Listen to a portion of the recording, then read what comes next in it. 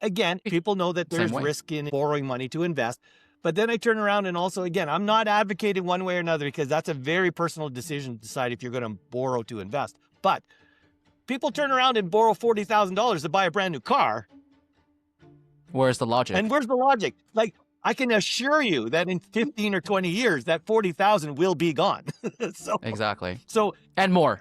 So it's like, honestly, you turn around because the maintenance you have to pay, the oil change you have to pay, the everything else that comes with owning a car. Well, you have to factor all of that in there too, right? Well, and that's why I turn around and say, it's like, is it really that risky interest on the loan. To borrow money to invest when you can turn around and say you're borrowing money to buy a car that in 20 years is going to be more than gone? Piece of junk. It's a piece of junk, right? It's worth zero. So here, at least, if you do it right, and I know I was watching a couple of your videos with Paul and Sean and that, if you do it right and you be conservative on how you do it and make sure that income portfolio... Start small. Use anchor portfolio ETFs that basically have a very stable NAV and will pay out a nice, just enough to pay the bill. There are some really good potential opportunities for those that cannot or don't get generational handouts and stuff like that, right? Exactly. So I've realized the fact that having these portfolio updates, I think it's good for a specific part of the community that already has a huge amount of seed funding that they can easily relate to.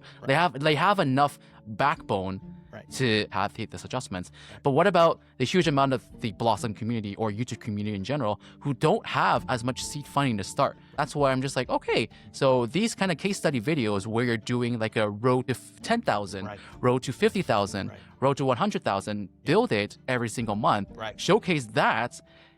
I think that's more value, and than them thinking of maybe that's where where most of the value is for that community, while having these long-form podcasts for everybody to enjoy.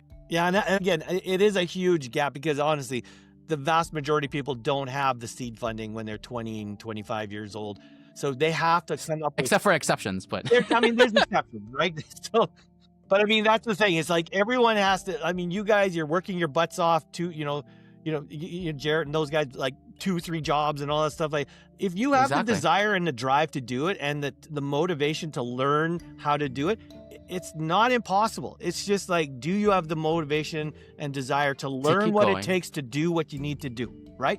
Exactly. Otherwise, if you don't, then you go to Investors Group or RBC or whatever, and you give them your $100 every month out of your paycheck, and maybe you'll have enough to retire when you're 60. And don't forget, you have to pay commission fees. And you pay the commission either on the fees front end or the back end, and that continues. That eats into your returns. So, and this is the part. Would you rather take a first-hand approach in managing financial future, or take a back seat and someone profits off of it continuously? Just a reminder, folks, that before delving into this full-fledged podcast, we are not licensed financial advisors. The content in this podcast and video is purely for entertainment and informational purposes only. Remember, investments that aren't FDIC insured can fluctuate in value, and so please invest wisely based on your own needs and risk tolerance. Now, on to the podcast itself. When I sold Coney, I basically ended up with getting house money, meaning all my investments were paid for. Plus I made a profit, not a profit. Plus I sold out the residual of about $26,000. So my end ROI, not yield, ROI was 19.7%. Over 2 years? That's not bad. 19%. Like, who would complain about a 20% yield or a 20% ROI on a stock that everyone looked at and says, that thing's a dog. It's down. I'm down 78. Like, I think when I sold it down, I think 76%. Like, I was down 76%. Did you sell it prior to the split or before the split? Sorry, before or after the split? I sold most of it before and one after. Okay. I got rid of it in stages. I got rid of it in September, October, and then the last part, I just wanted to clean it up.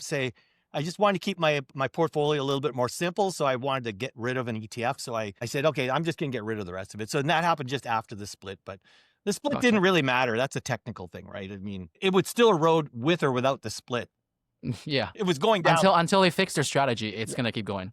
Exactly. Now, like it or not. Yeah. And this is why I say I did a video also on because that was the thing to talk about is the reverse splits from yield max, right? Oh wow, a dozen of them all went down. I think it was Tesla, Ulti, Misty, and Coney who did the reverse split. Yes, those 4. Wasn't there 12?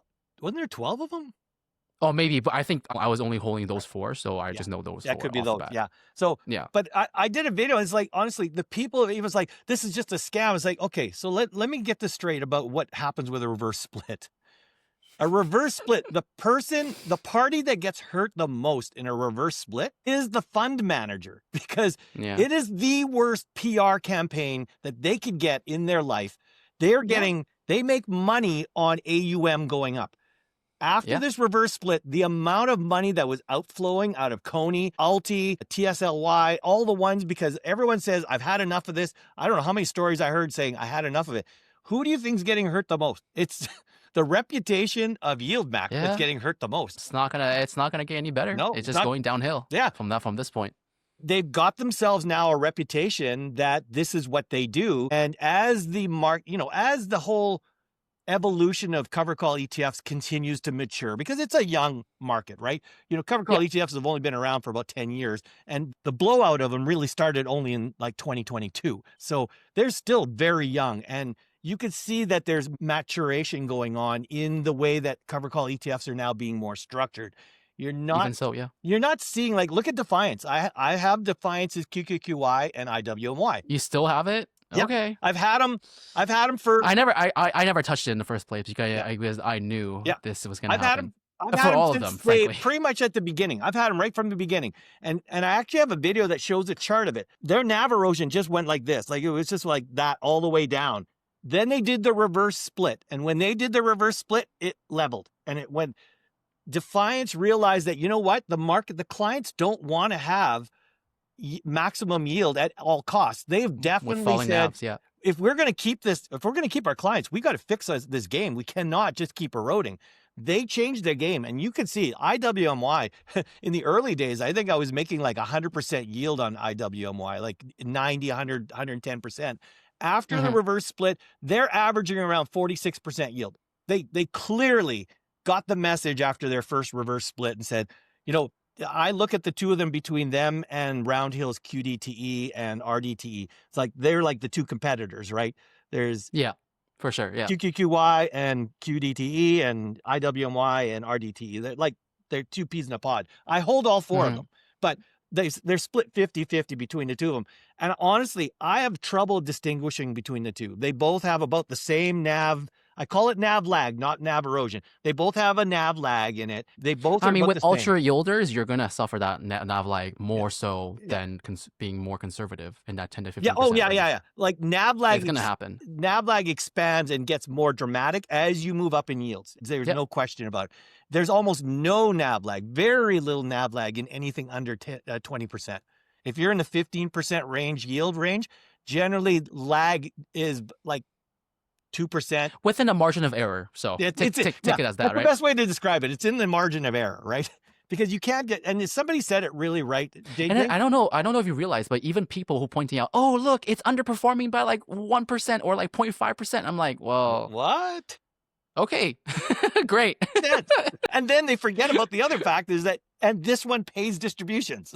You realize that gain. I mean, everything looks great on paper, right? When are you going to sell it? Yeah. To actually realize that gain. Well, that's it. You can complain all you want about being underperforming. Because if everything is in that stock price, well, when are you going to sell it? When are you going to take that profit? Yeah. Because if you don't take any profit, well, effectively, you're still at $0. You're at $0. It means nothing. And this is the funny thing we talk about. Like, I always use this argument against some of the growth investors that come after me on this, because they always are doing that. And I did the one on, I've done 2 big videos, and they were very popular, about during retire and fire. So this is where you are now consuming your portfolio. You're not contributing anymore. You are now it's turned around. Your portfolio is now serving you. You have to now consume your portfolio. At the end of the day, the benefit of an income portfolio over a growth portfolio is the income portfolio is not sacrificing itself to give you your income. It's basically generating income to give to you, and it can hold its NAV. Now, it might NAV lag, and you have to do some reinvestments to keep propping it up a little, so you can, But if you're a growth investor, I show in charts, in actual spreadsheet charts, that while somebody that invested in, say, a moderate to boosting, in the 12 to 20% yielding range, if they can keep their NAV level for 30 years, like I can go all the way age 90 and my NAV on my portfolio will stay level because I'm getting out as much as I need to pay my bills.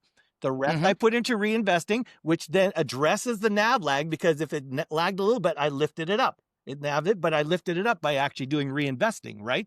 So the reinvesting re-leveled it. If you're a growth investor with the same portfolio size, depending on what your aggression is on your withdrawal rate, like let's say you have a 4% withdrawal rate or an 8%. When I put them side by side of saying, okay, growth investor, keep up to the income investor, I'm going to do an 11% withdrawal rate, and I'm going to stay level at 11% withdrawal rate. Try to keep up. The growth portfolio was gone in 10 years. I mean, like they're yeah, gone. I mean, because the typical drawdown 4% is still pretty aggressive. 4% is actually pretty aggressive. People like actual financial advisors recommend 3.5%. Yeah, exactly. If you're trying to do 11%, you're fast tracking that drawdown by 3x. And this is the part people don't get. At the end of the day, you're gonna run out of money. You're gonna run out of money unless you have a lot of money. You better have a lot of money because you are like a $10 million plus. You're going to melt it down. So, and this is what they turn around and say, yeah, but my ROI, because this one guy says my ROI is beating. I did a comparison of Hui versus Hood. Hood was the growth stock and Hui was the yield. It's on Robinhood, right? The underlying? That's the Robinhood. Okay. Now, we did it single stock because you can't do a whole portfolio. If I'm going to do a head-to-head, I have to have two that were quite identical to each other. The underlying versus its ETF. That's what the video was. I did Hood versus Hui. I did coin versus Coney, and I did HYLD versus VSP, which is a sort of like, they both are quite similar, S&P derivatives, right? Type of thing. Fair enough, yeah. In every scenario, the growth stock could not keep up to the income portfolio. When I said, okay, run it at the 4% rule. Okay, well, no problem. The growth portfolio had no problem keeping up. I said, okay, now run it at what the income portfolio could run and stay level at. Well, for HYLD, I think the number, I'd have to go watch my video itself, but HYLD we just took a general result, yeah. Yeah. How did the result come out as? The result basically was that when the growth stock, the VSP, tried to keep up with HYLD on HYLD's, call it stable NAV level, which I think was maybe about, I'm going to say 8-9%. Withdrawal. Yeah, that's pretty fair. Yeah, 8-9% because even so, like you should not be taking 100% of your reinvestment. No, 100% of your investment. Absolutely. You should not spend 100% at all. Yeah, you need to spend. You still need to keep a buffer to match inflation. Well, based on historical trends, it's in that 2 to 3%. You absolutely nailed it. If an ETF is paying around that 12% range, keep 3%, which is effectively 25% of your investment, and reinvest it to at least keep pace with inflation. Well, that's right. Otherwise, you have to at least reinvest for inflation. Absolutely. Yeah. Otherwise, you're still screwed. No one's winning here. You're not winning. So when basically VSP tried to keep up with HYLD at, say, an 8% level, VSP died. Like now it made it 15 years. I can't remember how many years. It did last quite a lot of years, but it never made it through a retirement period of 30 years. It couldn't do it for 30 years because in order to do it, this. Say that to the early retarees then. Huh? Yeah. Say that to the early retirees then. Oh, you lost your money. Yeah. Like say someone who retired at 45. Yeah. Well, you just ran out of money at 60. What's next? You're gonna go back to work? You go back to work. Well, and here's the thing. So the growth investors will turn around and say, well, yeah, but I was doing growth. So while you were only able to run on a portfolio of $1 million, I had $3 million. Well, you better have $3 or $4 or $5 million because you're going to need it, because the whole concept during retirement is a meltdown strategy, right? You have to melt down your investments. Well, it's so cool, JJ. If you look at the spreadsheet that I created, and I actually give it to my members so that they can use it themselves, down to the last share of Hood, like I use the Hood example. When I was on my 5th year of Hood, and Hood only had 5 shares left, the ROI on Hood for that 5th year was about 120% ROI. Okay. But I said, that's on 5 shares. As soon as I sell those 5 shares, you now have 0 ROI because you no longer have shares. When they turn around and say that, well, you're just returning your capital back. Well, what do you think you're doing when you're selling stock? You're returning your You're capital. returning your It's the same capital thing. back to you. Yeah. So what do you're just doing it all later and I'm doing it all now. That's the only difference, right? So it's a hard thing for people to see, right? I mean, you have to actually see it in a I mean, business. I would say for anybody who's very set in stone in their mindset, Yeah. well, you give them all the proof they want. They're still they're going to twist in a They're way gonna that twist it. fits their mindset. I mean, there's no Okay. there's no talking them out of it. So So the funny part is, JJ, so when I showed him these charts that showed that the income portfolio beats the growth portfolio hands down in retirement, you cannot give me a scenario. I will beat you in the growth portfolio every time, because when you do withdrawals, you're selling your stock in order to keep you up. I'm not. So there's the thing. So one of them, they said, well, Perry, I could take my growth portfolio and I could start selling covered calls on it and make income on. I'm going, okay, so what you're saying is you can act like a covered call ETF by selling your own options on your own stock, but you're not okay with a covered call ETF doing that for you. It's like, like I said, I said, no, you can't play that game. And effectively, you're doing 3 to 4 times the work that you're going to be doing now. Yeah, you're so not gonna I guess if you want to spend like, I don't know, if you want to do this part time, be my guest, right? Well, and again, if that's an effective way of using your time, I mean, great. Well, and great for you. Absolutely. It's like, if that's what you feel is your passion, you want to do for the next 30 years is sell options so that you're not eroding your growth portfolio, more power to you. It's like, and then funny enough, hey, do a case study, do it on YouTube, let YouTube roast your strategy. Yeah. That'd be even more fun, right? And the funny part is, and this is true, again, it was Harvest that told me this when we were at the Toronto event. And I was talking to one of the VPs at Harvest, and we were talking about that. And they said, what's your argument? Again, I'm going to basically fed it to them almost. I said, so what's your argument about people saying, well, I could basically do what Harvest sell your does. own calls? I'll sell my own calls and stuff. And they said, and I honestly, truly believe, it says, no DIY options investor will beat us in doing covered call strategies. I mean, at the end of the day, I believe that. We have an entire team that does this 724. We have what's called institutional depth option chains that a retail investor generally doesn't have. So there's like, when you put all that together, it's going to be very hard for an individual options investor to try to keep up with any institutional investor, because they've got an entire team of people that do this every day of their life, 724, right? So you could have an ego and say that you're going to beat all of Harvest team or all of YieldMax teams, but at the end of the day, I don't believe it. I think I would rather trust an entire team that does this work and they know how to follow, regimented strategy and stuff like that, right? So I guess to put in perspective, do you want to do this like your full-time job? Sure. Well, be my guest, right? Yeah, and so you want to be another Harvest or Hamilton, or I mean, that's the only thing that you can do. Yeah. You're going to be staring at charts all day long. In order to not oversell. And how much do you want to sell? What's your cap at? Yeah. Like, I mean, you're going to have to monitor this every day. Well, otherwise, you're going to run out of money anyways, right? That's why it's called passive income investing. You're paying a little fee. You have other people do it. While I go on vacation for 2 weeks, these guys do all the work for me. They do all my covered calls. They pay, all I have to look at is on my bank broker. Oh yeah, there's my monthly distributions. Here they are. I could just pay myself, right? So, and then you distribute it over 5 or 6 or 7 different brokers and 30 different ETFs. And now you're even further more protected, because you know that you're not running only on, I'm writing covered calls on my Enbridge, or I'm writing I don't get it. Yeah. Now that we're mentioning the fact that you have so many holdings, don't you think you're over diversified with many overlapping strategies? Don't you want to simplify moving forward? People bring that question up to me all the time, JJ. It's a valid question. Yeah, it is a valid question. My answer is, I think the biggest thing is simplicity is key moving forward. Unless it's your passion, then okay, but be my guest. But I think there's still a good question on simplifying in the best way while maintaining diversified. Yeah. So the answer and the response to that is, and again, it goes back to my IT architecture's background. When you do diversification or high availability, we called it high availability. When we were putting in end-to-end systems from, say, Canada to Europe and putting in networks and stuff like that, you don't just worry about putting in 2 links and say, if that link dies, that link will be up there. You have to look at everything. We looked at diversification with regards to, if that second link is over there, I could have just bought a second link from TELUS, right? I'm just using network terms now.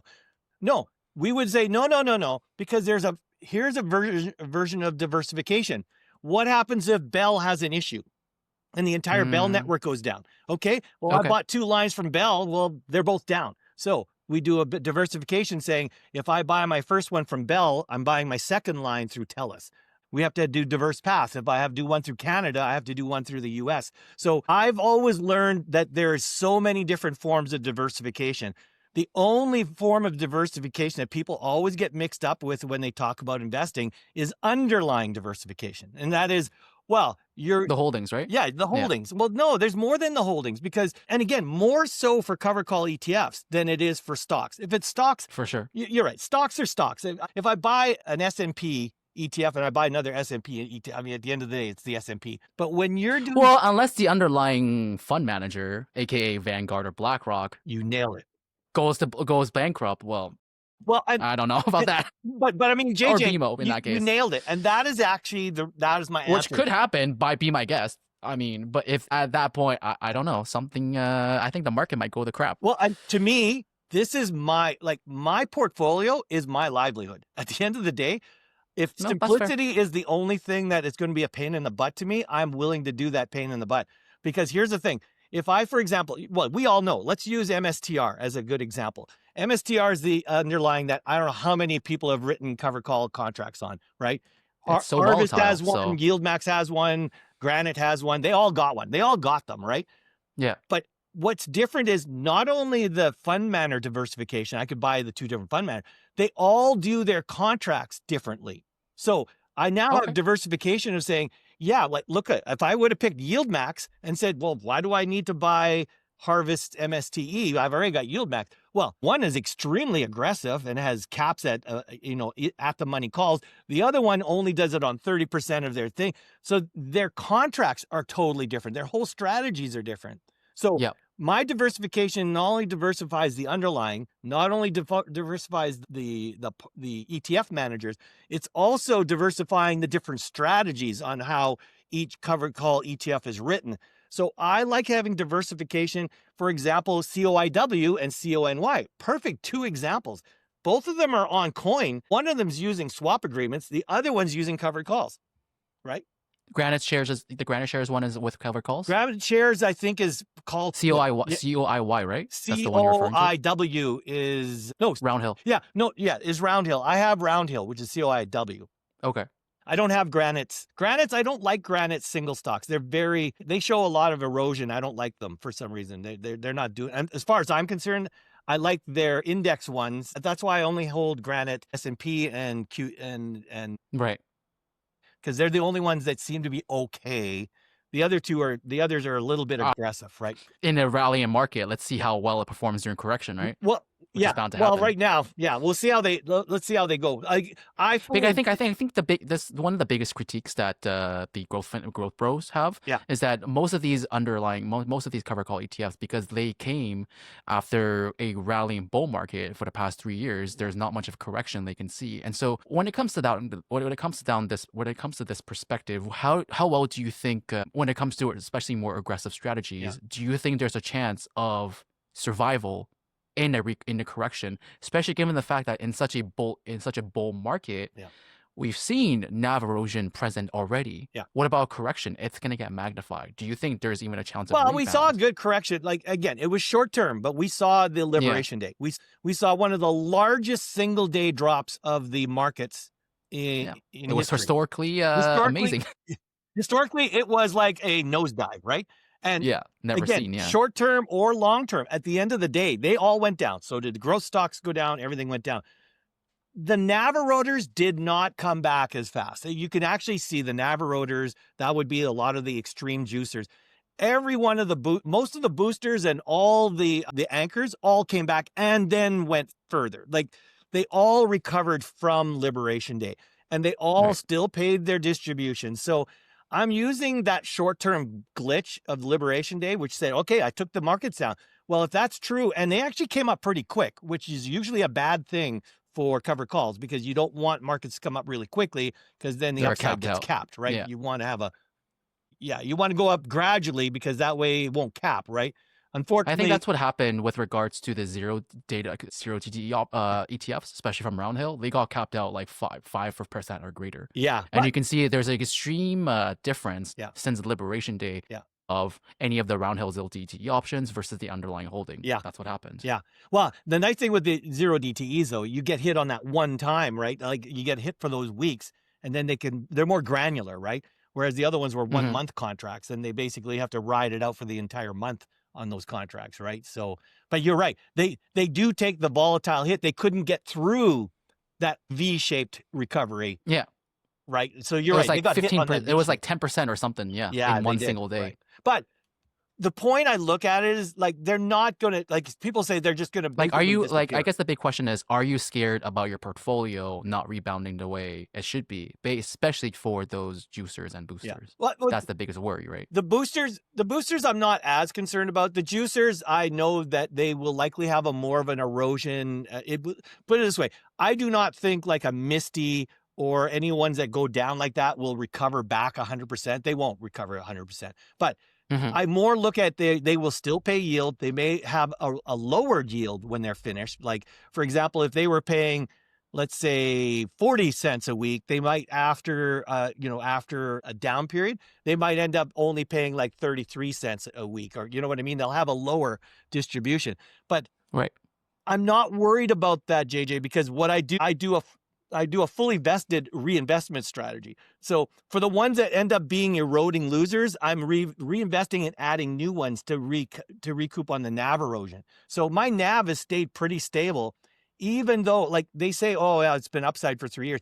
2023 was not that great of a year. I don't know why people think it was such a good year. I was buying. I think it was pretty meh. It was mixed. It was From really what good. what I remember, it was pretty meh. Yeah. It was meh until November, December, and then it started taking off. Yeah. I was buying it from February up to November, and it was like, I'm like, am I making the right decision here? Like, I'm buying these things, and they're going down. Matter of fact, it turned out That's the first year you started DIY investing, I right? started right there in 2023. So I was going into this with no confidence, and I was like, am I making the right decision here? Because I saw my HYLD go down. I saw HDIV, because I only had a lot of the anchors at that time, right? Because I wasn't really into the juicers To yet. start, yeah. And I saw them down. Now, the good news is they did go up, and Call did. I had Call from, is it Evolve? I can't remember. It's Call. Evolve European Bank. No, sorry, US Bank. US Bank, yeah. I had Call. Call is always one of my top ROIs since I bought it. It's my top ROI. I've actually had to trim its gains a couple times because it's made so much on gains and distributions. So and the reason I did it is because in 2023, I bought a lot of it because it was really cheap at the time. I had it like at $7, $8 at the time. So I sold it at $15. Like I got some. Oh, so you sold out. Okay. Well, no, I still got some, but I do what's called, I trim my gains. So what I do is my spreadsheet can calculate saying, Perry, you basically have made, let's just use a number. Let's say you invested 40,000. And that's my cost, my investment cost. And it's say after a year and a half, it's at 50,000. So my spreadsheet says, Perry, you've made an unrealized gain of $10,000. If you want to sell out $10,000 worth. I take that $10,000 worth. I leave the 40,000 remaining in Call. It does reduce the number. It will reduce its income. And then I use that money that I sold on trimming those gains to buy higher yielders above that. So I gain more yield because my focus on my portfolio is maximizing yield. Like I'm always trying to maximize yield and keep it stable, right? That's what I keep trying to do. So if I sell out a Call, I'm not going to buy something smaller. I'm going to buy something equal or higher every time. For example, if it's Call at 10%, I might go and buy ENCL at 19%. You know what I mean? Like I'll move up the game, right? So don't you think from an outside perspective that is technically yield chasing, and there could be repercussions in the fact that because you are chasing higher yield, it also requires more rebalancing, reoptimization, that if had you just invested in a lower payer, you wouldn't have to do so much organization, and then it will go on even the fact that you're trying to maintain a X yield on yield over expense. If you were more conservative, you would even need to maintain that 3X. You could be even 1X or so, right? So it's technically less rebalancing, right? Okay. So first of all, you have to say that if I hated rebalancing and reinvesting, I would say, fair. I would But you say, like it then, yeah, right? you got a point. I hate doing this. Why am I doing it? Why don't I just buy a Yeah. conservative one? So you're right. First of all, I love doing it. So the rebalancing. Okay. I guess the other arguments go out the window Yeah, then, that goes out if the you window. love I enjoying it. love doing Yeah. it, right? But the other thing is, and actually now that I've got these pillars put into my Snowball Analytics, I wish I could actually show you what it looks like. Wow, was it eye-opening? Like I turn around and say, okay, You can share your screen if you want. can I? Yeah. Let me try to find it for you, because honestly, it is a game changer when people see what I'm trying to talk about here. hmm Hang on. Where are you? It's right beside the leave button. First, I got to get up my Snowball. Hang on a second. I'm going to call it my Snowball Analytics. I just want to show you because I just added my anchors, boosters, and juicers into it. So it's really cool. It's really cool. Okay, let me see if I can show this. Okay, so share. Hey, this is the first time we're actually sharing screen on a podcast. So this is actually, it will be a brand new feature. Okay, well, you're going to try it. So I could also crash us at the same time. Oh, Hey, there we go. you see This it? is pretty cool. Okay, cool. Yeah. Okay. I'm going to make it a little bit bigger so you can see it. Yeah, you're making it smaller. Am I making it smaller? You're making it smaller, yeah. It was bigger before. Oh, crap. Yeah, there we go. That's pretty good. I'll do this. Okay, so this is my Snowball Analytics. Mm-hmm. I'm in my what's called my PIIverse. So if you look over here, this is my PIIverse. So this is Yeah. PIIverse is my main portfolio. So all $1.6 million of my portfolio. This holds basically a summary of all 7 of my accounts are consolidated into this portfolio. So this is your entire portfolio. This is my everything entire then, huh? portfolio. Yeah. My Okay. entire portfolio right now. So this shows you my basic numbers. This is what I show to my channel. My NAV value right now is at 1.56 million, and my invested is 1. Oh, so you're 9 down million. technically from a capital perspective. Yeah, from capital's perspective, I'm down. If you go over here, it actually shows you. Oh, there's a number somewhere in here. I told them that they need to improve this. So I'm down. I think right here on my IRR, I'm down. I think 18. Okay. My NAV depreciation. Okay. So, but again, I'm not worried about it as long as I can keep it up. Just to give you a perspective, 2 years ago when I considered, actually it was 2 years ago today, this week, I considered December to be my starting of my portfolio because all of 2023 was building it, moving my pension over to it, moving my accounts to it. So I stabilized my new portfolio in November, December of 2023. So from December of 2023, at that point in time, my invested NAV or book NAV was $1.28 million. Okay. Okay. From December of 2023 till right now, I have not contributed $1 to my portfolio. Matter of fact, seriously? Okay. Never. No money has ever gone in. This thing is self-funding. My portfolio is self-funding, JJ. It feeds itself. Okay. In addition to the fact that it reinvests itself, I don't put any money into it.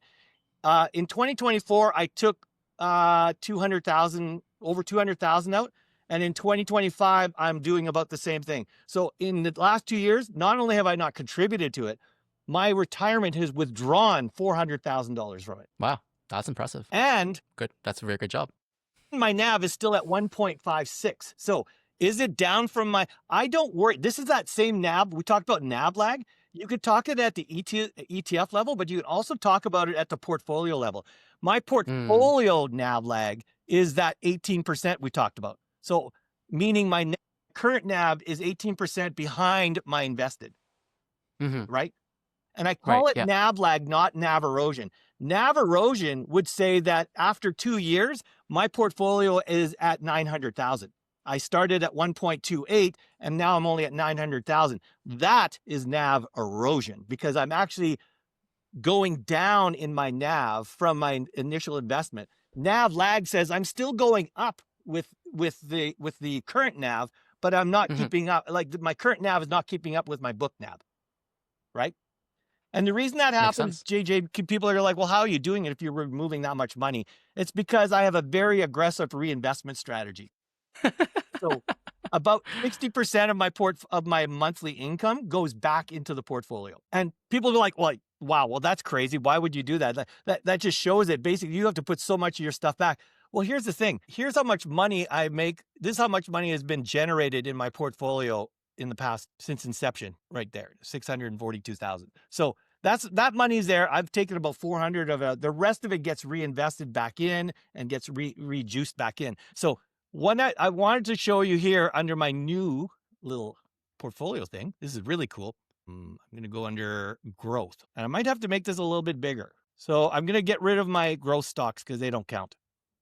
So this is my portfolio value between all three of them. So if it's blue, it's my anchors. If it's yellow or orange, whatever color you see, that is my boosters, and my juicers are the light blue. It's this guy here, so I can actually highlight it. There's my juicer. Okay. Actually, that's pretty sick. I might start using this then eventually. This is really cool. I love using this. But what's more important, this is just showing my nav changes. It's not really telling because it's showing here that my anchors are actually dropping. Well, they're not dropping because of nav conditions. They're dropping because right around here, I decided to start investing more in boosters and juicers. So I was selling off. Oh, so you swapped it. Gotcha. Yeah, I was selling off my anchors. And if you like here, so you can see I was selling off my anchors and they were going down. They were going down because I was doing what's called that. Remember I talked to you about trimming my gains? So I trimmed my gains and I moved it into a juicer. I trimmed my gains and I moved it into a booster. So this is just showing you the nav changes. But the one that's more important is this one here. This one is really cool, JJ, because after I put my pillars in, you could see the difference between nav stability of an anchor versus a booster versus a juicer. So look at this, for example. Here's the anchor, and that's from 2024. If I just do for the last year, let me do just for the last year. There's my anchor for the last year. So you can see Liberation Day. You can see it in the April timeframe. You can see where that is. Yeah. Yeah. But what you notice with anchors, it's almost like a straight line, like a little bit of jittery pokery back and forth as it moves towards but you're basically seeing this. It's just a nice steady line. If you want to have stable nav and stable growth, that's great. Like, you get some growth, you get a little bit of yield, you're doing good. But you compare that to, for example, let me get rid of this. Compared to the juicer, look at the juicer versus the, so the juicer is like riding a Bronco. It's like crazy riding a Bronco, right? Hey, as long as you can stomach that, hey, that's all that matters. Okay, so now I'm going to show you why I can stomach it. So I'm going to go into my analytics and I'm going to go under dividends. Okay, so let me go under category. Okay, Yeah, so, I like the color scheme. Oh, the color scheme. This is really cool stuff. So what it's showing here, I'm just going to go under categories here. So these are my three. So even though my juicers only make up about 30% of my portfolio, they are generating 53% of all my income every year. My anchors, which are basically the ones that are, you remember we talked about, why don't you just invest in anchors? Well, if I just bought only anchors, which are basically, 20 percenters, 19 percenters, 12 percenters, stuff like that, it's only generating me 15% of my entire annual income. So I could do that, and sure, but I would be basically. You can also reinvest. I can reinvest it. So that's actually the part that's actually the magic of using the juicers. Yeah, the juicers have erosion. Yeah, the juicers are like riding a Bronco. They're very volatile, but they are generating half of my entire income each month, each year. And I can take the reinvestment from them and buy more juicers, and I could buy those and I can buy more anchors. So I can actually use the reinvestment of my juicers that are wild and volatile and feed them down into my anchors and start having a slowly growing, stable nav, lower yielding portfolio. Do you see what I mean? Yeah. So it's pretty clear. It's pretty clear. Yeah. Yeah. So it breaks it down very nicely. Yeah. And Snowball does it really well, because if you actually look in here, actually this is really cool. So you see this little bar here? This is another thing that shows a very important difference between juicers, boosters, and anchors. You see that little bar here versus the box? Yeah. So basically, this is basically the difference between the current dividend yield versus its yield on cost. Now, you don't want this bar to be below. You want it to be as close to the top as possible. Matter of fact, you would like to see it above the bar, because it means you're actually buying a stock that's increasing in price and it's paying you out distributions, right? Now, juicers don't do that. You can look at that. You can see on average for all my juicers, my average cost on yield is only 33%, but its yield, if you just bought them all today, I would have actually been at 51%. So you can actually see NAV lag and NAV erosion within those ETFs that make up juicers. But when you look over at anchors, look at anchors. My yield on cost is actually bigger than my yield, meaning not only It's more or less the same. it's the same. It's but I mean, you're talking about a cover call ETF. You're talking about 9 cover call ETFs that make up that anchors. There's 9 ETFs in that one. Those 9 cover call ETFs are not only generating about a 15, 16% yield, they're doing it and keeping up. Like they're keeping up with their underlying. Like they're actually not going down. I'm not losing value on these ETFs. Like my investment is actually better now than it was when I bought them. And they're paying out a dividend or a distribution. And then under juicers, it's not the case. Under juicers, I'm paying a big amount of yield, but I'm also paying a price for it, and that is that NAV lag. That basically I'm getting eroding or lagging ETFs in there, right? And that's the difference between them. So, but it's really cool. You can see actually if I talk about over here under holdings, look at PLTE. I can't put my mouse over it; it'll hide it. But here, look at PLTE. You can zoom in a little bit more actually if you want. I could try. I'm gonna try this. I'm gonna try this. Whoa. Hey, that works. How's that? Did it cut off like half of the holdings though, or no? Yeah, you should see. Do you see all? You should see all of them, right? You see from one end to the other, right here, right? It stops at HDIV. Is that where it's supposed to stop? HDIV is the last one. That's okay. These are all my ETFs. Then we're good. Okay, yeah, then we're good. Unfortunately, what it does is when you zoom in, it cuts out names. Oh wait, yeah. Because I've zoomed in. See if I zoom out. Whoops! Now I'm too. If I go there, now I got them all. See? Okay, gotcha. Yeah, so PLTE, it's the kind of person you want to have. This is the ETF you want to have. First of all, it's paying out amazing. It's paying out amazing yield. And look at the price difference. Like it's my yield on cost is, I'm getting a yield on cost at 44% when its current yield is only 27%. It's because I bought it at $15. Yeah. It's currently at $29. And it keeps paying 65 cents a month in distributions. I mean, it's a rare one. I'm not going to. Are you worried about because of the fact? Maybe it's because of the fact that PLTE technically tracks Palantir, and there's news about the fact that it's such an overvalued stock. Yeah. So once it corrects, well, it's a tech stock. It's gonna correct. Yeah. Are you worried about the fact that I guess you're not that worried because it makes up like 4% of your overall portfolio. Do you plan on holding it long term, or do you? Oh yeah, I plan on holding it. Like to me, I don't think I'm like, for example, here's PLTE. Let me go with PLTE. PLTE only makes up 1.6% of my portfolio. Oh, okay, even less. Okay, so it doesn't even make up much of my portfolio. So, and remember I told you I have a rule that says my ETFs cannot exceed 5%. Well, there you go. Only 4 of them exceed 5%. And one of them is Athabasca, so that one doesn't even count. So hey, you're way over that for 5%. Yeah, Athabasca, I'm way over it with Athabasca.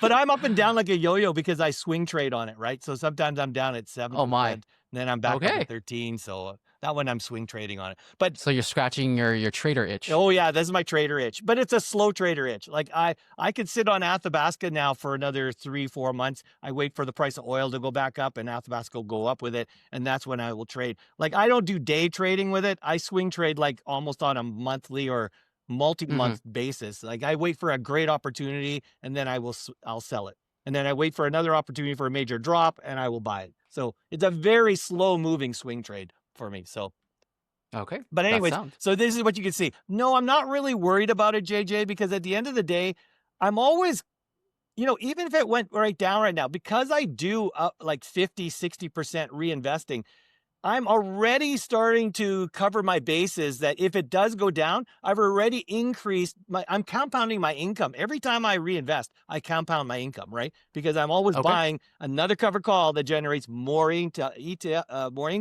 and I will move it around. I'll distribute it around. So I don't reinvest back into PLTE. I'm reinvesting PLTEs into call, or I'm going to buy it into blocks. So I'm always deciding and maintaining a distribution of where I'm going to do it. So if PLTE decides to go to the tanker, no biggie. First of all, none of them are going to go to zero. Like anybody that tells you that a cover call ETF is going to go to zero, they won't. They will do exactly what happened with Yield Max. They'll basically reverse split, go back up, and they'll keep going down, right? So right. So But anyways, you see what I mean? I'm not worried That about makes sense. because of the diversification of my portfolio and because of my strategy of reinvesting and rebalancing. I'm always adding to the portfolio because if I keep adding more cover calls from the reinvesting, even as it goes down with NAV lag and even though it goes down with NAV erosion, I'm always almost like shoring up the dike, right? I'm adding more back up because I don't need that extra income. I only need 25% of it to live with my retirement, right? So I'm 4 times my current expense ratio right now. So if I only Okay, need even say better. 10,000 and I'm generating 40 to 50,000, why not pump it back into the portfolio, right? And hold it, Right. right?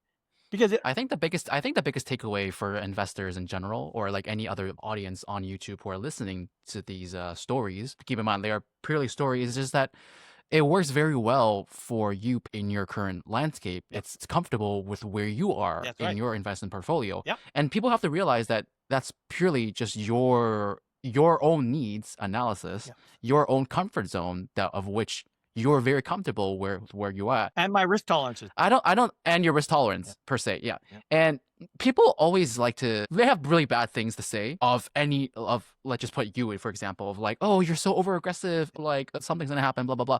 But so what? Yeah. You know, you're comfortable with the risk. Yeah. You know where you are at, and so why people like people just need to realize that just because you don't necessarily agree with your strategy, Right. that's completely fine. Do what you think is best. Do what I think that's probably the biggest takeaway, right? JJ, and I can't say that. I say it in my channel 1,000 times. Like people do say, what you do best. yeah, do what makes you sleep at night. I say that about 1,000 times. If you're uncomfortable buying Alti because it might fall off the deep end, then why did you do it? At the end of the Don't day, buy it. if you truly believe you're there, like actually, it was so funny because when I did the 3 pillars video about a week ago, and Right. I respond to almost all the comments. I try to keep up with all the comments.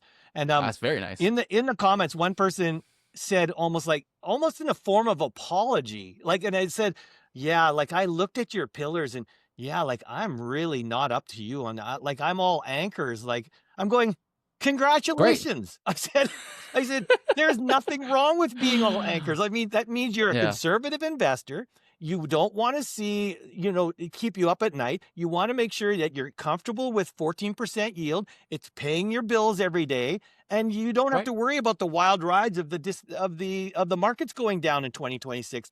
I said, there's nothing to apologize. That's your strategy, and that works Yeah. for you. So like this, you're not supposed to try to keep up to me. This is my strategy. Don't, yeah. Yours is Yeah. yours, right? So Yeah, like you're retired. You're doing this Yep. for fun. You have the time and energy Yeah. to rebalance as much as little Yep. as you see fit. exactly. But the person clearly probably is in their growth phase, or they're still working, Right. and They don't have they time. probably we have a way lower, Tolerance. frankly, way lower risk tolerance, Right. possibly. Yeah. Because the fact that they are sticking with Yeah.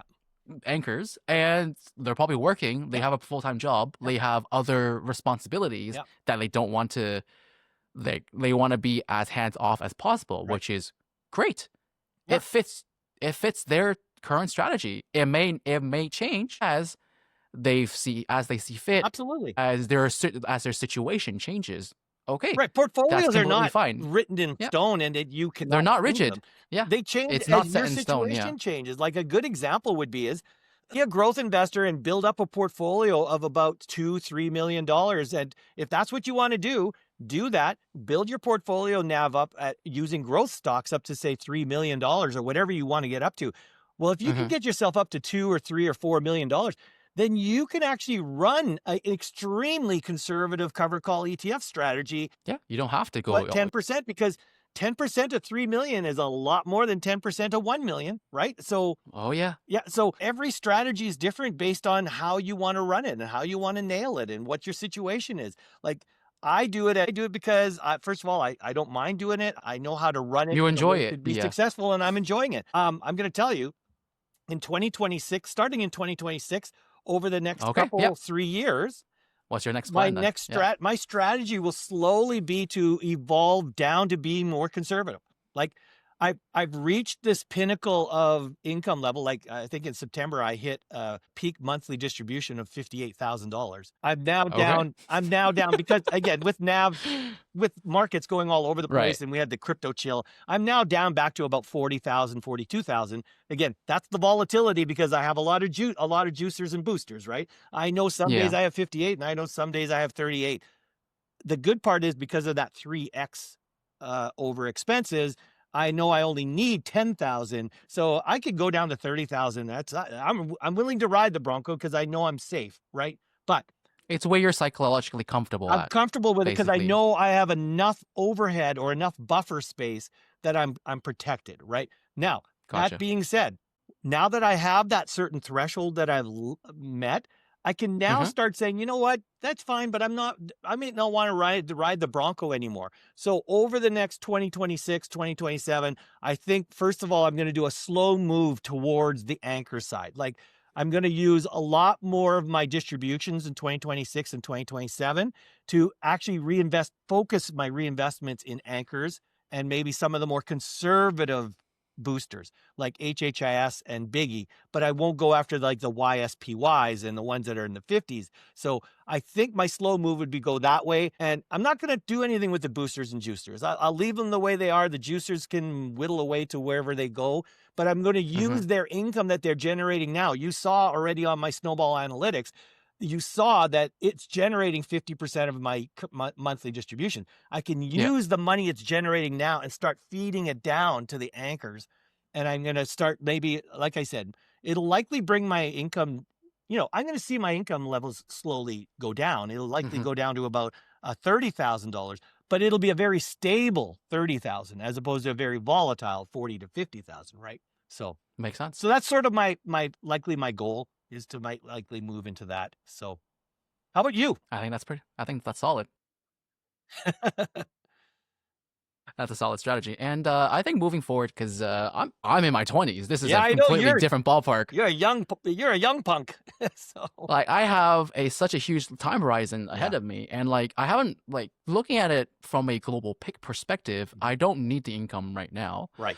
because I guess I kind of went too hyper focused on building up that income. Yeah. But now I'm basically taking the same approach as you, for basically saying that okay, so because keeping in mind that because of we have such a huge age gap, which Yeah. means that the amount of allocation I have in my registered accounts Mhm. is way lower compared to what you have. Right. So Right. the vast majority of my accounts are in, well, big surprise, non-registered and margin accounts. Right. And so when it comes to it, I'm more so focused on Growth. growing that NAV Yeah. because of such a huge time horizon. So the vast majority of my portfolio, 90% plus, Mhm. are in NAV stables, so in the anchor positions. And I'm even Anchors thinking or actual about growth stocks? Are you doing growth stocks too, or just anchors?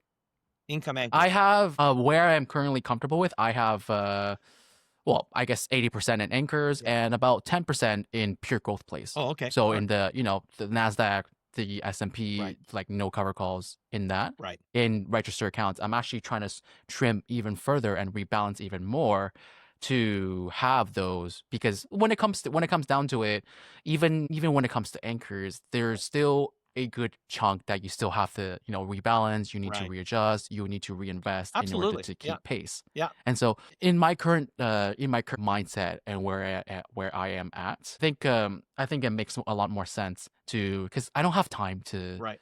So are you Whereas dripping? you're retired. I'm manual dripping Okay. because I don't like dripping automatically Me because neither. I prefer to do it manually Yeah. I like and to deciding know. where I'm going to I think reinvest. Yeah.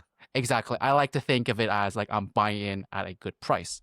And I like to have that mindset in the fact that I like to buy consistently, Right. whether that be adding more money consistently, Right. whether that be reinvesting consistently. Right. So that's where that's how I think that's a big portion of where I got to where I am from a portfolio, from a network perspective, is building that consistency. Yep. And so when it comes to it now, where I am at, because the avenues I have are taking me more into trying to put a step back from an investing cycle, Right. from an active perspective. Right. So more of it will be more passive and to more focused on the pure growth ETFs and the registered accounts because I don't need that income in those accounts anyways. Right. Well, another nice thing, that's the nice thing about the pure growth. Like if you just bought like Q, It's a hybrid approach, you know. it's very It's not hybrid. set in stone. Like when you need the income, Yeah. go more income. When Right. you don't need the more, and when you don't need the income and you don't need to rebalance, Right.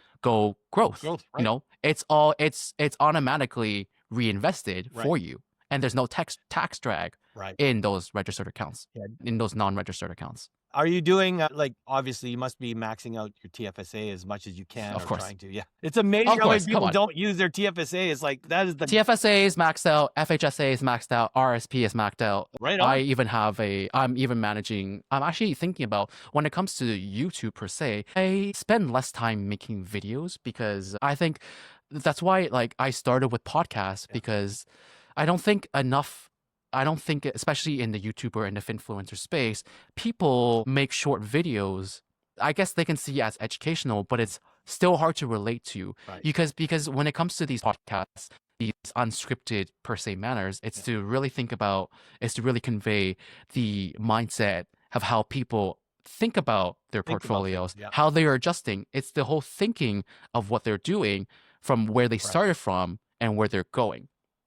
So that's And the why I dialogue, really like- like enjoying. Exactly. I really enjoy Yeah. like conveying these opinions. And so, but then when it comes to YouTube per se, moving forward, I think I will be, you know, taking an account per se and building a case study, you know, building something like starting an account from scratch. Right. So maybe starting with $5,000 and then building it to like say $50,000 to $100,000 as case studies, like ongoing month-to-month case studies that people can relate to. Yeah. People can take solid opinions and, you know, like data-backed approaches to growing their portfolios. Right. And who knows? I think because of that fact, I think that's a really good approach to take from a different perspective. Oh from a yeah, different absolutely. angle. Yeah, And and that's so yeah, that's why I like the idea of that's why I sort of like the path that my YouTube channel has gone. Like I Right. focus on strategy and I sort of give people like, here are the blueprints. Here are the Lego blocks in a box. You Yeah. build your own house with them. I just want to show you, for those people who have never used Lego blocks before, here's how Lego blocks can be put together. Which Lego Yeah. blocks you use is your choice, but I'll give you a blueprint. You can do it this way or you can do it that way. You decide. There's which no way one you wanna answer. go, right? And because I think that's the Exactly. biggest gap right now. A lot of these people are getting into it. Like even my sister started like only in July, and it's like she started from, I don't even know what an ETF is. These are the people that need that early guidance, That foundation, and those foundations, building. and because a lot of them You get can't, into you it can't, and just buy yeah, ETFs. you can't, yeah, exactly. Yeah. You can't go far without building a foundation of knowing what you need to know Well, first. they're basically just swatting at FOMO. They're swatting at whatever ETF that was talked about on Blossom or talked about in the YouTube videos. And that's why so many people got burned by the Alti dilemma, because they They didn't even know what they were buying. They didn't even know what they were buying. What is it? Well, everyone else is buying it. I got to have it. And then there's those Yeah. that basically said, I'll buy it. Like, okay, I'll buy 1 or 2% of it. But there's people that went 20, 30, 40% on it. It's like, oh my God. Yeah. Like, and the reason is they didn't have a strategy. They didn't know how to set target weights. They didn't know how to Exactly. diversify.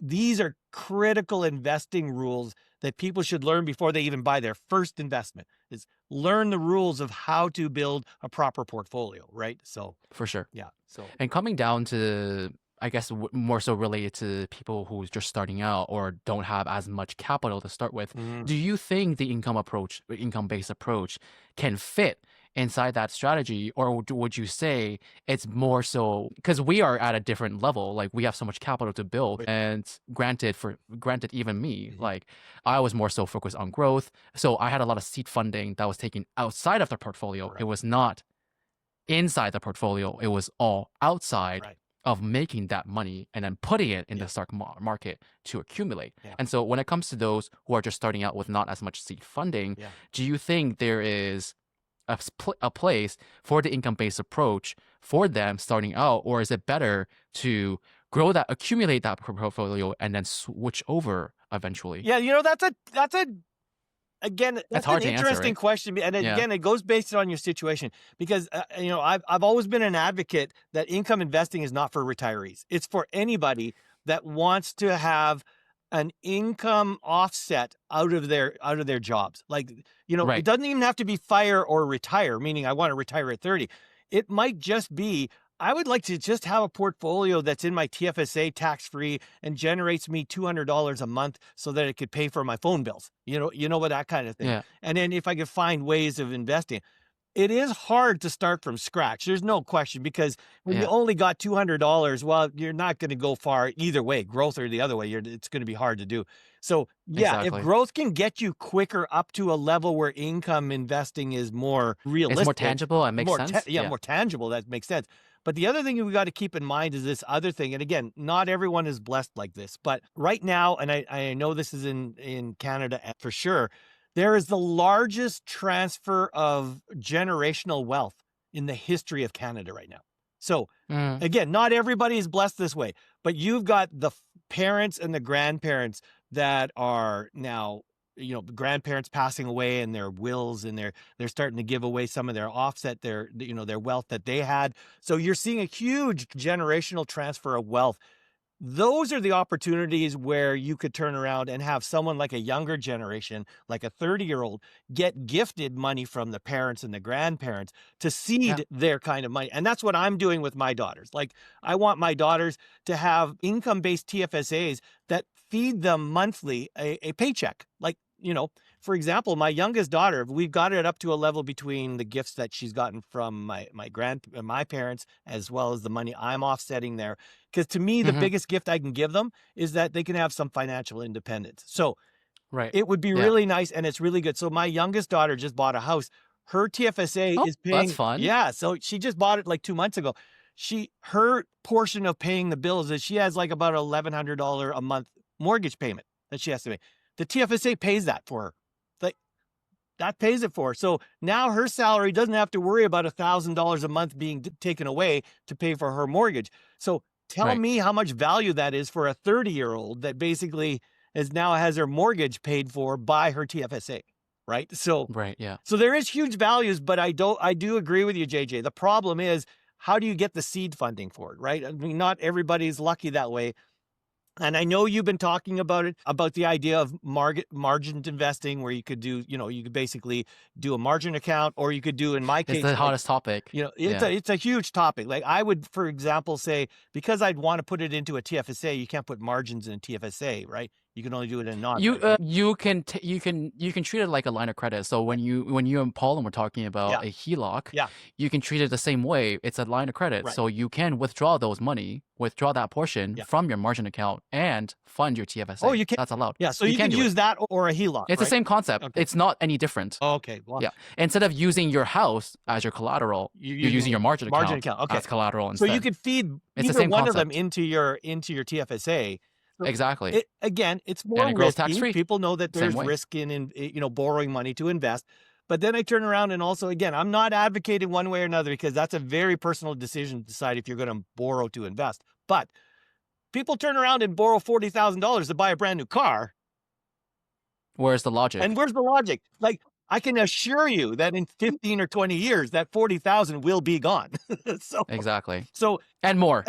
So it's like, honestly, you turn around and say, Because the maintenance you have to pay, the oil change you have to pay, the everything else that comes with owning a car. Well, you have to factor all of that in there too, right? Well, and that's why I turn around and say, it's like, is it really that Plus the interest risky on the to loan. borrow money to invest, when you can turn around and say you're borrowing money to buy a car that in 20 years is going to be more than gone? Piece of junk. It's a piece of junk, right? It's worth zero. So here, at least, if you do it right, and I know I was watching a couple of your videos with Paul and Sean and that, if you do it right and you be conservative on how you do it and make sure that income portfolio, Start small. use anchor portfolio ETFs that basically have a very stable NAV and will pay out a nice, just enough to pay the bill.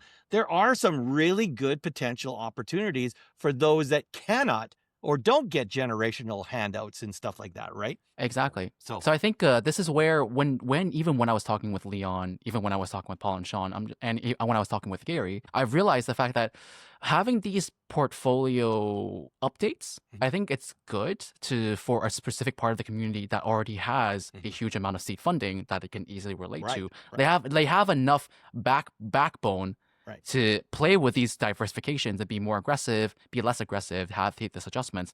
But what about the huge amount of the Blossom community or YouTube community in general who don't have as much seed funding to start? Right.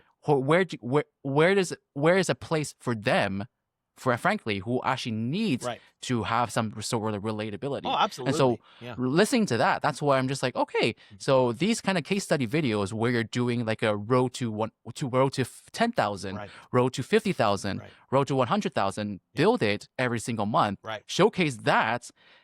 I think that's more value. Right. And then them thinking of maybe that's where where most of the value is for that community, while having these long form podcasts for everybody to enjoy. Yeah, What do you think? again, it is a huge gap because honestly, the vast majority of people don't have the seed funding when they're 20 and 25 years old. So they have to come up with, Except for exceptions, but there's exceptions, right? So, but I mean, that's the thing. It's like everyone has to, I mean, you guys, you're working your butts off to, Jarrett and those guys, like 2-3 jobs and all that stuff. Like if you have the desire and the drive to do it and the motivation to learn how to do it, it's not impossible. It's just like, do you have the motivation and desire to learn what it takes to do what you need to do? Right. Exactly. Otherwise, if you don't, then you go to Investors Group or RBC or whatever, and you give them your $100 every month out of your paycheck, and maybe you'll have enough to retire when you're 60. And don't forget, you have to pay commission fees. And you pay the commission either on the fees front end or the back end, and that continues. That eats into your returns. So, and this is the part. Would you rather take a first-hand approach Yeah. in managing financial future, Yeah. or take a backseat, and someone profits off of it continuously? Well, and that's the It's part all I in your don't. hands. Again, this is the part I don't get. It's like I've talked, and again, friends and relatives around me, and I know you have the same thing. They'll like, I don't know. I have no clue about investing. I don't know what it is. Like I'm the first of my circle. Yeah. Same with my parents. Same with different. my family around me. A lot of them are the same way. It's like, nah, you know what? I don't even want to take a shot. I'm just going to go to Investors Group or whatever, whoever, and just they'll do it for me. But it's so funny. These same people will go and they'll go to university for 2 years to learn about a trade. But they'll go and do training, or they'll read up everything on how to change a tire or whatever. They have the motivation to learn about things like that. But yet something that could so transformatively change their entire financial life. And their entire life, actually. Your entire life, to basically say, I don't know about investing, but darn it, I'm going to do it. I'll give it to someone else who actually does not have your best interest at hand. Yeah, I don't get it. They care about their commission. Yeah, but they'll have care about their pockets. Learning about everything there is to fix a car, or everything there is. Like they'll take that same opportunity and watch YouTube videos on how to sew, and you know what I mean. Like, but the disconnect is it's something else. It doesn't make sense. It's like the one thing that could actually make your entire life better by becoming more financially aware and educated and independent. And there's no motivation for that because I grant it. It is scary. It's scary when you start, right? But don't try to take on Mount Everest. Start walking up a little hill first. And then, you just do one step at a time, right? So, yeah. Anyways, exactly. I think we've talked ourselves to death. I think that's a great first podcast. Yeah. And my hot tub has been waiting for me. All right, so let's wrap it up with one key reflection for the next time, like a teaser for next time. What do you think about that? Yeah, gee, you're gonna put me on a spot. I think next time we talk, I think we could talk more about. I'd like to hear more about the ideas. What we could talk about is that seed funding. That would be interesting talk. Yeah.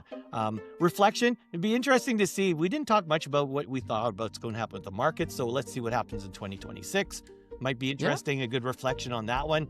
I mean, we all have our views, but everyone can make their own views. 2025, for all its ups and downs, has been a great year, like the past 2024. And so we'll see what 2026 brings us. Exactly, yeah. And again, you got to be ready for it, right? I mean, at the end of the day, if it's going to happen, it's going to correct. A bear, you better be ready for a bear, right? I mean, it never hurts to always be ready for a bear, right? So exactly. Because I think exactly. If you have a bear, whether it goes up, whether it goes down, I think it's key to reflect what in your portfolio, like which parts of your portfolio serves a grounding anchor per se, and which of them can actually hurt it during any sort of volatility or correction. So and I thought that was really cool. I thought that was really cool because people turn around and say, "Oh yeah, well the crypto chill." A lot of people are panicking stuff. Well, you know what? Anytime you have a down market, it is a perfect time for you to reflect on your portfolio, like you said. Exactly. And say, Wow, I did not like that. I did not like how that investment behaved while this markets were down. I thought I'd like it, but now I can see that I really didn't like it. And it actually gives you that opportunity to say, I'm going to take some action against it. I realized I had too many boosters. Maybe I'm going to move now more down to anchors. Like, this is the perfect time when the markets are chilling. Year-end rebalancing. This is rebalancing. We're gonna post this, I guess, in time right before New Year's or Christmas edition, whatever. Yeah. And so I think it's the perfect time to do this. Right? Year-end reflection. Yeah. So, all right. How about you? Anything? Reflection. In terms of the portfolio or in terms of everything? Yeah, about for next time type of thing. For next time, more about seed funding, more about margin, because that's a key topic. Yeah. More so looking at different sectors and what could be what could be hot. Yeah, that's a good idea. Yeah, that'd be really predictions, cool. I guess. All right, I like that idea. Predictions. Hey, and then we'll look back and see which of those predictions came to light, and which of those predictions, didn't work. So that's pretty cool. Yeah. I think that will be pretty cool for next time. Okay, I like it. So, all right, sounds good. And so let's wrapping up the podcast. And so everyone, this is Perry from the PIIverse and your host and co-host Convos with JJ. And everybody who sticked at the very end, we wish you a great happy holidays. Yes, happy holidays New for Year's. those that survived. Exactly. And this is Convos with JJ's podcast, and we'll see you in the next one. All right. Bye for now. See you later.